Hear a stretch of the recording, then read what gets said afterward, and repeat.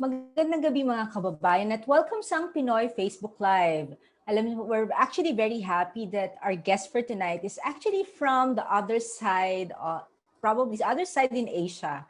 So medyo actually nagulat ako and we are very, very fortunate to have Miss Cindy Wong in Ang Pinoy Facebook Live. Miss Cindy, good evening.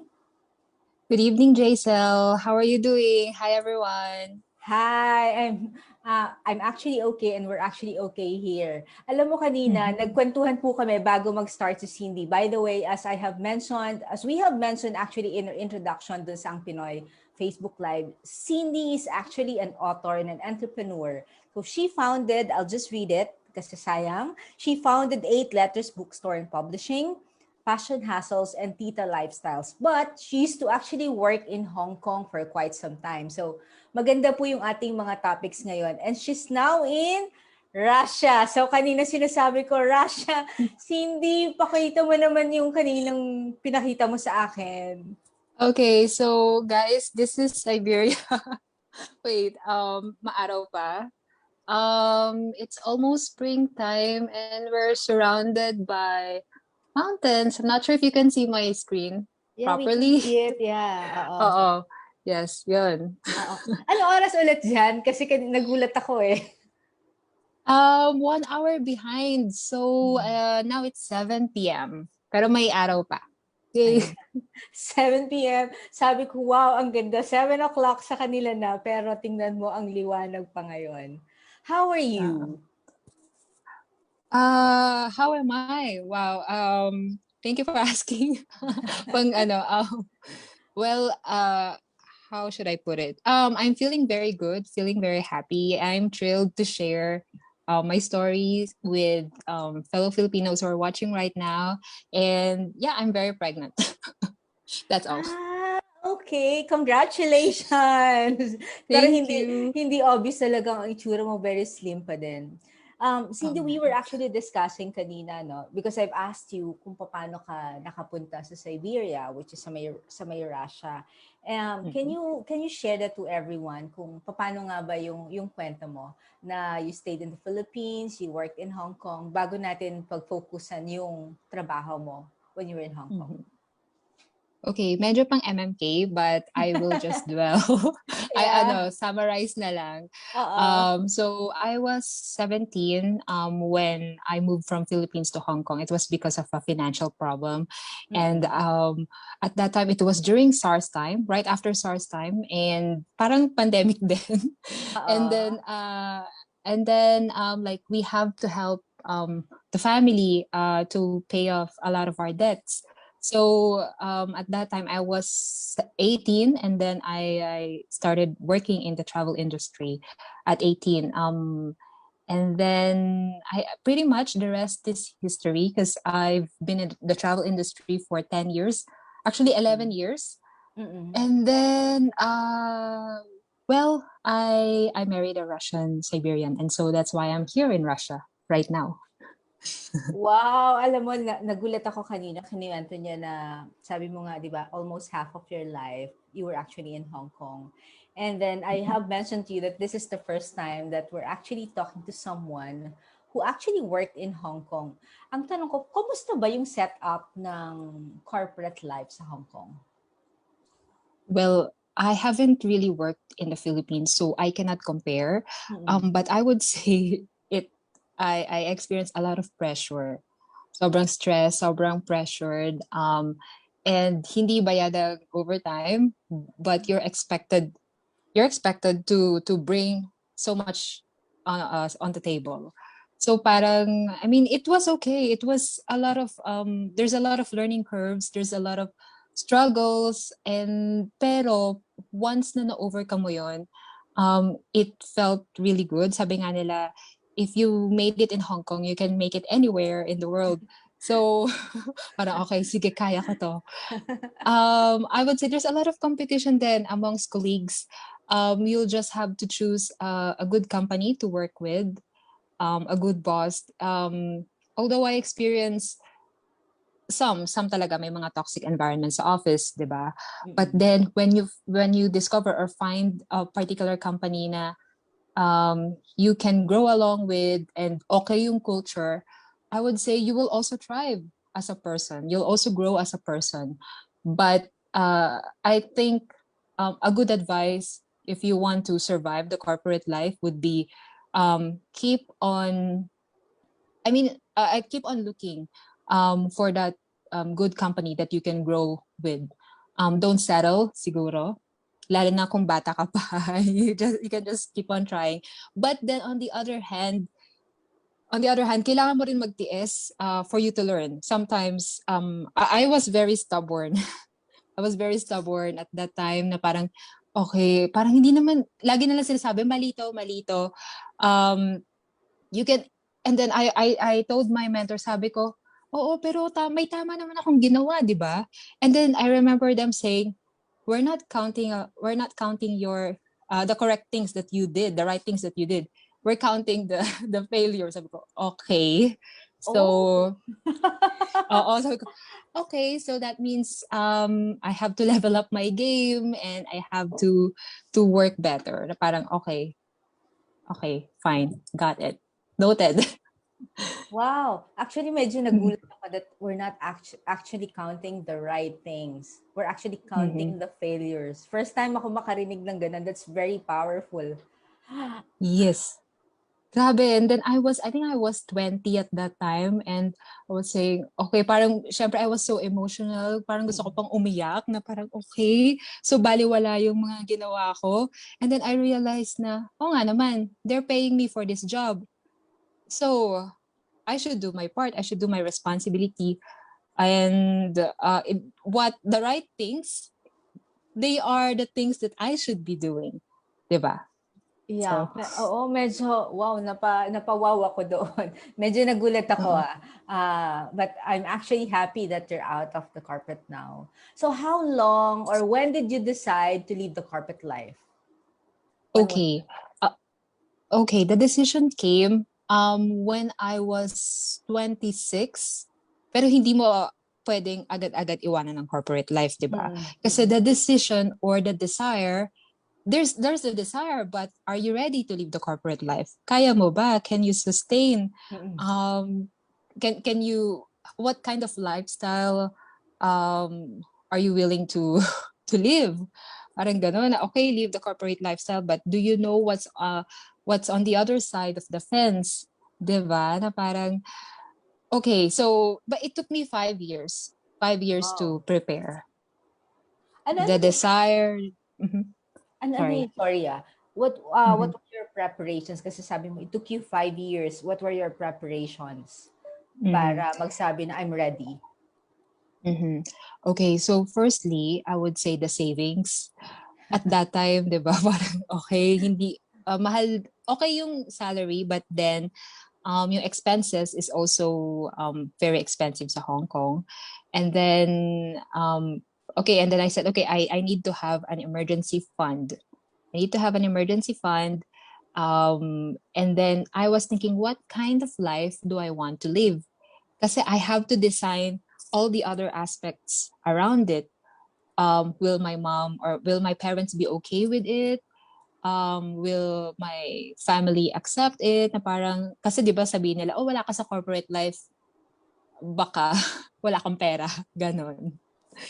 So there was fear, but I was thinking, okay, if there's fear, but I can see others doing it.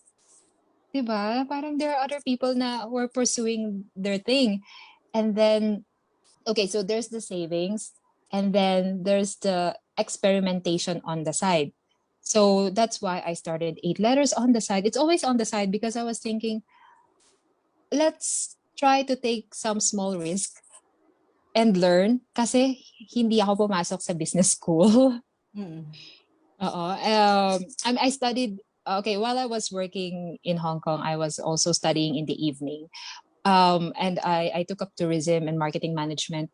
But then it's different, eh. You know, what you learn from the classroom is different from real life. And so, even if alam mo yung mga concepts na yan, mga terms na yan, wala yan pag nilagay mo na sa tunay na buhay, pag in-apply mo na. Okay, I started a lot of businesses And then I also failed a lot of businesses. So dami ko ring na lose na pera, nabaon sa utang, and then I managed to overcome again. And then okay, so balik tayo dun sa planning stage. So nandun yung savings, nandun yung experimentation on the side. Andun yung sino ba makakasama ko dito? Ako lang ba? Kailangan kong makahanap ng tao na okay sa ganong setup. And doon ko na, I mean, I'm lucky na ganun yung asawa ko ngayon na he's happy with that kind of setup. Parang nagkakaintindihan kami. So, okay, of course, it's not necessary for other people to find their other half, diba? To pursue something. And then I took up a lot of courses and lessons because I think I joined Toastmasters. I'm not sure if you've heard of that. Yeah. Toastmasters, yung parang to build up confidence because I swear I don't really have a lot of self-esteem back then. And then I realized, okay, if I have to do this, I have to build myself up. I have to build my confidence up. I have to know a lot of people kasi sino ba yung magiging una mong customers, diba? Hindi pwedeng kaibigan mo lang. It has to be friends of your friends of your friends. So, and then while I was starting Passion Hustles naman, it was Coffee and Fly before. And then I thought, okay, ano bang binibenta ko dito? Hindi ko alam. Okay, I just know that I have a blog and that's it. So what should I do with it? And then hanggang sa during the pandemic, it evolved into something. So okay, so going back to the preparation stage, kailangan mong like inaral ko lahat ng pwede kong aralin. I wouldn't say alam ko na lahat ngayon, but it gave me enough courage to take the leap. So nung time na yun, minsan kasi luck is also on our side. Nagsara yung company. Nagsara na yung company. So instead of quitting the job, you know what happens when they close the company. They will pay you for working with them for a long time. So okay, it's even a better deal. So luck was on my side, and so that's how I managed to turn things around. Okay. Wow, ang ganda yung sabi mo yung sa preparation. Kasama na rin siyempre yung swerte. But you've mentioned something na maganda actually. You had several businesses. You've tried several businesses and you failed. Could you actually share some of the businesses that you've tried before we go to the successful ones? At saka ano yung mga nangyari? Bakit sa tingin mo nag-fail yun at ano yung natutunan mo doon sa nangyari? Okay, hindi ko na isama yung mga businesses ko nung bata pa ako. Paggawa ng assignment, paggawa ng project. Wow! Pinoy na Pinoy. Oh, talaga, iba talaga ang Pinoy, no? Oo. Lahat na pinasok. Yung isa, it was a jewelry business. Na parang it was based in Canada, and then all you need to do is buy a collection, and then kailangan mo lang siyang i-showcase to your family and friends. Ganon. So, have you heard of this kind of business? Yeah. Marami galing sa US din, marami rin ganyan. Oo. Yun. I mean, ang ganda ng mga accessories, diba? Ang ganda ng mga collection, and you really thought na, okay, if other people can do it, so can you. You can do it too. Pero ang pagkakamali ko doon, okay, people were buying from me, but the money doesn't go back to the business. Ginastos ko siya. Ay ko, cash. May pera. Okay, that's good. Okay ba? And then I would go on shopping. Hindi ko siya binabalik sa business. So that was one of the failures I had. Okay, so yun. Ano pa ba? Well, ano pa ba yung mga pwedeng businesses na pinasok ko? Of course, MLM. Pinasok ko na rin yan. But of course, you also need to do your part, diba? if MLM, ganyan. Oo. Um, Matrabaho din ang and MLM. matrabaho, and then you Yeah. have to be maboka, and Yeah. you have to have the patience na parang, okay, ibibigay mo talaga yung time mo. And then I realized na wala talagang business na hindi ka pwedeng hindi maglagay ng effort. Yun. Yes.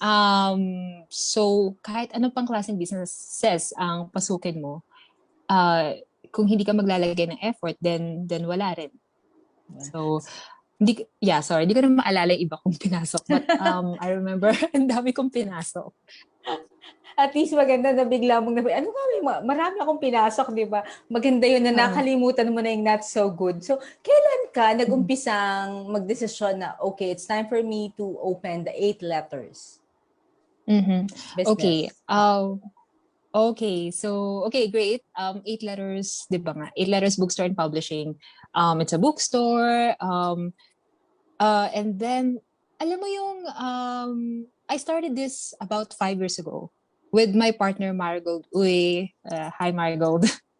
and then our vision back then was, okay, we will help indie writers put their books in the cafes, kasi baka mabenta sa cafes kung hindi sa bookstores. Kasi ang hirap pumasok para sa mga indie authors, pahirap pumasok sa bookstores. Diba? Kasi the bookstores will take up 40%, bayad mo pa sa agent, so that's 50%, magkano na lang sa'yo, diba? And especially if you're an indie author, you'll need a lot of help, you'll need a team behind you, and then sa sobrang pagmamahal namin sa pagsusulat, we were just collecting anthologies that time. We didn't really think about the money. And then we saw the need. And said, okay, sure, let's do this. So nag-evolve siya. Instead of putting these books into the bookstores, we created our own bookstore. And then developed all of these services para sa mga writers. Back then, there were no free information. Kailangan mag-sign up ka ng course to know more about indie writing, ganyan, how to sell your books, etc., etc. And ang sobrang mahal na mga courses na to, yung mga nakikita namin dati, and we couldn't afford that. And then so what we did was experimenting on the side. Again, we spent a lot of money sa 8 letters, na parang para sa akin, okay lang na hindi bumalik yung pera, kasi para sa amin, we're helping writers realize their dreams. Ganon. And then, until later on, we realized na, okay, it's taking so much of our time, we can turn this into a proper business. We will offer a better services, but then we'll take a little bit of percentage from the books that we sell. I think it's fair naman. We help you help us, we help each other thrive. So that's how it happened. It evolved all through these years, and there were no regrets. There were a lot of lessons along the way. Minsan mag-aaway kami ng mga partners ko, and then until I also thought, okay, why not I quit this? Why not I just focus on my job?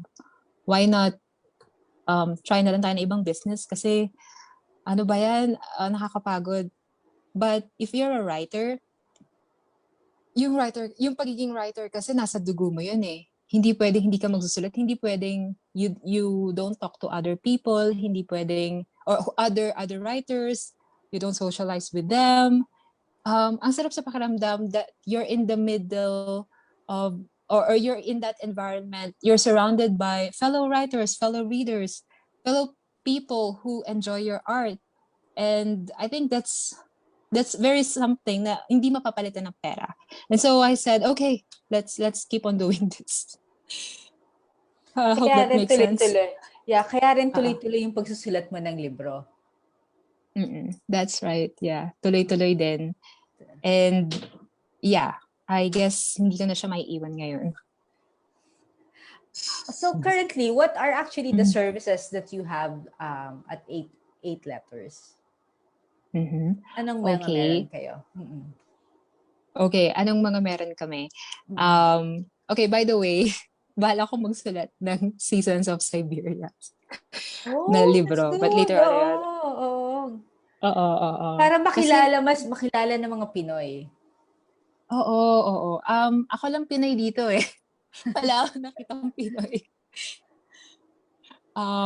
Okay, ang tawag dito. Yes, okay, going back to services. Okay, so we aim to be a one-stop shop for Filipino writers. So there's the editing part, the formatting part, book cover design,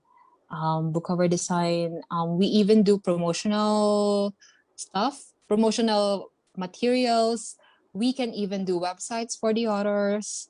And then now, yung bago naming service is um, author branding. Kasi we saw a lot of authors, they need to have the author branding. Parang, okay, they think that it's easy to write and sell the book, but actually the reality is, okay, after mong ibenta yan sa kaibigan mo, sa pamilya mo, you'll eventually have to sell this book to those other people who doesn't know you, or, di ba? Parang that's how we're trying to raise the awareness. Gusto ko yung dulo mo, author branding, kasi yun ang nami-missed out.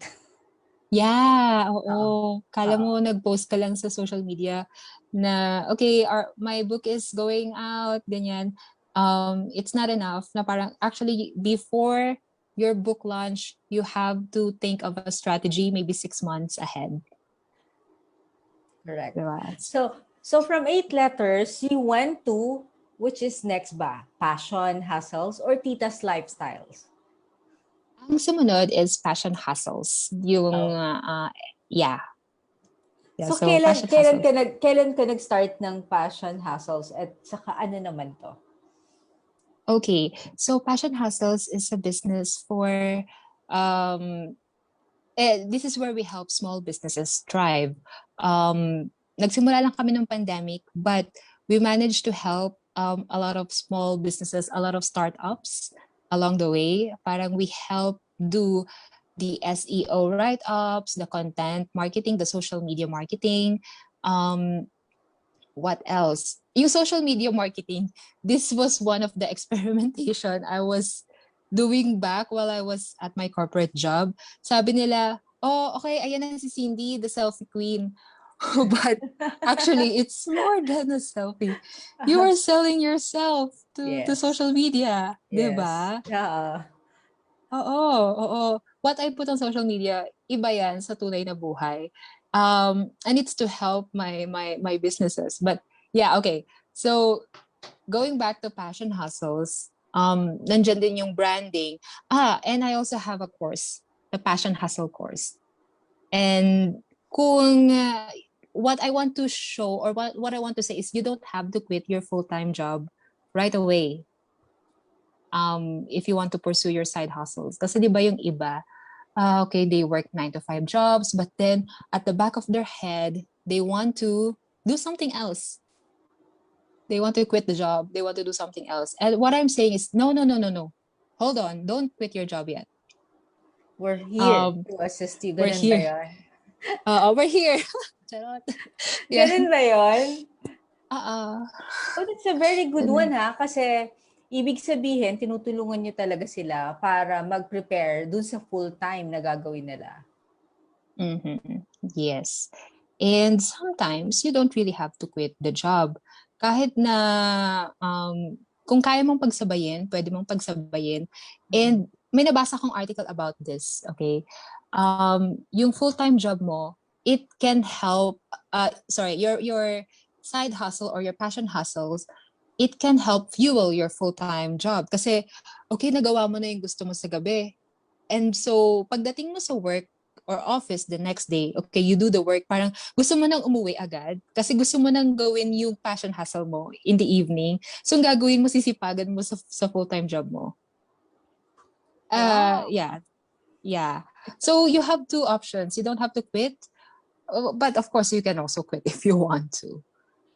So yes, and then I also had this workbook like Design Your Ideal Life, which is also connected to Passion Hustles. Wow, you've actually prepared the design your yung the book that you just mentioned. Excuse me. Yes, yes, yes. It's I also made a lot of researches, um, particularly the book called Design Your Life, but my book is called Design Your Ideal Life. Um, and it has less technical terms, and parang mas ano siya, mas in touch, or mas relatable, I would say. Wala nang necessary scientific details. Yung Design Your Ideal Life naman, under Passion Hustles, um it helps you think or visualize what kind of life you'd want to live. So, maniwala ka man o sa hindi, a year ago, I was dreaming of, um, okay, titira tayo sa farm. And, oo, ganon. And then I was manifesting it. And I was until, I was pag na-manifest mo kasi, you keep on thinking about it, and then, eventually, the rest, or the universe would conspire towards your dreams. So, yun naman yung Design Your Ideal Life. Kaya ngayon, dahil sa background mo, kitang-kita na manifest at naging reality na talaga yung design niya. Oo. Diba? Ang ganda. Pero, curious ako, saan naman napasok si Tita's Lifestyles? At bakit? Bakit? Okay. Tita's Lifestyle naman, ito yung gusto naming, okay, hi Ma'am, hi Kate, kung nanonood ka man ngayon. So, ang naisip namin dito sa Tita's Lifestyle is that we want to empower Filipino women, with this Tita's Lifestyle. So, yes, we do sell products like coffee and essential oils, and later on, Tita's toys. But, okay, pasintabi po sa kabahain. But ang main core nito is to help empower women, to give advice, to create a community where women thrive. So, paano siya napasok? It started with an idea, like any other businesses, diba? It started with an idea. We just launched it just last month. We had this podcast. We talk about how to do online dating, kasi maraming titas ngayon na, they deal with online dating, and also yung mga tita na nasa sandwich generation, which means they are, sandwich generation is nasa gitna sila, they are pressured to start their own family, pursue their own dreams, but then they also have to take good care of their parents. So parang it's a lot of pressure for titas. I'm a tita too. Tita ka rin ba? Yeah. Actually, yes. Maganda yung sinabi mo ha. So you have a podcast for that, which I guess napaka-helpful, lalo na doon sa sinabi mo na sandwich generation. First time to hear that. So actually, natutuwa ako dahil natuto ako today, sandwich generation.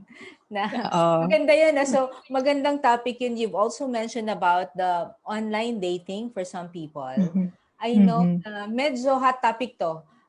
Hindi lang siguro this year, previous years, pero lalo na ngayon. Kasi even yung mga artista nakikita ko, when I read actually sa Instagram, some of them have tried the the dating. So, dito sa lahat ng na-mention mo, Tita's Passion Hustles, Tita's Lifestyles, 8 letters, meron ka pa bang me time? Meron ka pang time kay Cindy talaga at saka sa husband mo, sa inyo? Kamusta yung oras with all those things? Okay. Okay, if there's one thing Hong Kong taught me, kailangan ang time management, kailangan ng prioritizing. Diba? Ano ba yung may deadline bukas? Yun na yung gagawin ko ngayon. And I will just focus on maybe 3 things in one day. So that's one productivity tip. And then the rest, okay, they will just have to follow. And if I can, I will try to delegate task. Kasi may iba rin naman akong colleagues who are helping me with this. Okay, kung may time pa ako sa sarili ko, oo, meron pa. And siguro kasi when I quit the corporate job, it's interesting. This is what I found out. When you quit the corporate job, there is this part na, okay, ginagawa ko na yung passion hustles ko. I'm doing this full time. Ano pa ba yung pwede kong gawin na that will push me pa? Ano pa ba? Siguro, well, at this moment, wala na akong naiisip eh. Wala na akong naiisip na how to go further pa. I'm sure I should for sure. But for now, if there's time to hustle, there's also time to rest and focus on the things that you love. Nandito ka na eh. 'Di ba? So, focus on what you've always dreamed of doing. You work hard for this. And so, of course, definitely may time pa ako. Bago ako nagpunta dito sa interview natin, nagluto na ako ng dinner. Na-mention mo kanina, no? Yes, may time. And good to hear that. Mm-mm. Tapos, nabanggit mo rin yung about sa dreams. Ano pang dreams ni Cindy Wong? Ano ang dreams? Okay, ano pa ba yung dreams ko? Siguro, magsulat pa ng maraming libro. Siguro, makatulong pa sa maraming Pilipino na when they're starting their business, I have to refine my services to properly help them. Well, I just want to have a positive impact, positive influence sa ibang tao. May isa kaming project ngayon na that is called the Diaspora Journey, or the journeys of Filipinos going or moving to Hong Kong. So, I mean, I'm taking all of these small steps towards of course, I'm not saying I'm going to change the world. What I'm saying is I'm taking these small steps to create a better future, sa magiging anak mo, magiging anak ko, ganon. And then of course, when pagtapos na yung pandemic, ang isa kong pangarap is of course to continue traveling. Wow. Yeah. Actually, ang ganda ng sinabi mo at siguro yun din ang aabangan namin, yung ipiprepare mo para doon sa yung sa Hong Kong at saka yung sa Siberia that you want to write like a book. Kasi siguro yun ang magandang i-share talaga sa ating mga kababayan. At yung pagta-travel mo, saan mo pa ba gustong pumunta? I'd like to explore more of Central Asia and also, ano ba, siguro Europe, other places in Europe. So, may mga hindi pa tayo napupuntahan. So, medyo malapit naman yung Russia doon. Oo nga eh. So, I think, yeah, so, Cindy, alam mo, napakabilis ang oras kapag talagang marami na pagkakwentuhan, no? So, hihinga na lang kita, nagulat din ako na, 8:30 na, no? Ang hihinga na lang kita ng mga tips sa, actually, ang ganda na experience mo from corporate life, from transferring from Manila to Hong Kong, and then now you're in Russia, from corporate life to business. Ano ang pwede mong i-advise doon sa sa mga young ones na ganyan din ang tinitingnan na path, katulad mo, corporate to business. And then doon naman sa mga nag-uumpisa ng negosyo, ano naman yung advice mo sa kanila? Okay. So, doon muna tayo sa mga gustong mag-take ng path na to. I would say, if you want to be a good boss in the future, you have to be a good employee first. So, try mo munang pumasok. Try mo munang maging employee. If you're a good follower, then you can be a good leader. Kasi handling a business, you'll need to have a lot of leadership skills. So, that's very important. And then doon naman sa mga taong or those who want to pursue business, their own business, don't be afraid to take the risk. With the technology nowadays, you don't have to spend a lot of money to start a business. Yun ang lagi kong sinasabi. Bakit ka mag-i-invest ng 100,000 Okay, relax. Okay, hindi porket wala kang puhunan, it doesn't mean that you cannot start. Okay, you can always start in your very small ways. Okay, kung wala ka pang business lessons, if you're afraid to fail, then start small. Um, Take the risk, but at least itong risk na to is small lang, small risk. Take small risk. Anyway, if you end up taking the big risk, nasa ano yun eh, nasa risk appetite mo yun eh. Kaya ba ng sikmura mo yan? It will be up to you at the end of the day. Kung marami kang pera, why not? But yeah, it's up to you. But the most important thing is to start. Totoo, start na talaga, start. Another question, last na to, curious lang ako. In one word, how would you describe Siberia now? Sa aming mga hindi Spring. pa nakakapunta dyan. Okay. Hindi ko pala pwede sabing spring. Parang masyado naman boring. Ano ba? Adventure. Wow! Adventure. So, yan ang aabangan namin sa iyo kapag nagsulat ka na ng libro. Cindy, thank you so much. Please invite everyone to visit your sites, yung kanina doon sa 3 mong negosyo. Please. Okay, salamat sa mga umantabay. But if you have the time, please to visit www.8letters, as in number 8, and then letters.com. Sorry, 8lettersbooks.com. And then Passion Hustles, as in passion, and then hustles with HUSTLES.com. Ito naman is para for small businesses. Kung gusto niyo mag-start, you need help, let me know. Otherwise, yung Tita's Lifestyle naman, you just have to check titaslifestyle.com if you want to have advice or read advice for women. And please add me on, add my Facebook. Yung podcast mo is also, saan yung podcast mo for Tita's Hustle? Sa Tita's Lifestyle. Okay, nasa Spotify. It's on Spotify. So just type Tita's Lifestyle on Spotify and you'll be able to find it. Meron din akong ibang podcast like Stories by Cindy Wong, and also Coffee and Fly, yung original na pangalan ng Passion Hustles, which is also about helping entrepreneurs. So if you can check this out on Spotify, I'll be grateful. Wow, thank you. So everyone, please visit yung 8 letters kanina, and then Tita's Lifestyles and Passion Hustles. Those are actually very good, and syempre yung podcast ni Cindy, very interesting lahat ng sinabi mo. Thank you so much and good luck. We will actually wait for the book about Siberia at saka yung kaninang kinikwento mo about sa Hong Kong. Sa tingin ko, hindi pa man lumalabas, napakaganda na nun. So, thank you so much and stay safe. Hindi namin alam kung kamusta ang pandemic dyan, but stay safe. Thank you, Jaisel. Thank you, everyone. Thank you. Of course, this will not definitely be possible without the assistance of Miss Jenna, our section editor for Ang Pinoy, who actually assisted and helped us with Miss Cindy Wong. So maraming salamat, Miss Jenna. Thank you again, Cindy. Thank you.